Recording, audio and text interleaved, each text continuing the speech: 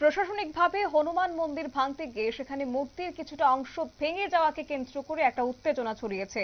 উদয়পুর সোনামুড়া চৌমুহনী সংলগ্ন অবরা সাগর পাড়ে জাতীয় সড়কের পাশে ফিশারি অফিসে দেওয়াল ঘেঁষে প্রশাসনিকভাবে হনুমান মন্দির ভাঙতে গিয়ে মূর্তির কিছু অংশ ভেঙে যাওয়াকে কেন্দ্র করে প্রায় 1 ঘন্টা ধরে চলে জাতীয় সড়ক অবরোধ। কি রয়েছে বিস্তারিত শুনুন। যে মন্দিরটাকে আমরা এতদিন যাবৎ পুজো করে আসছি, আর রাম রাজ্যের মধ্যে হনুমান থাকতে পারবে না এরকম রাজ্যে আমরা কোন রাজ্যে বাস করছি? আমরা এটাকে বাংলাদেশ নাকি ইন্ডিয়া?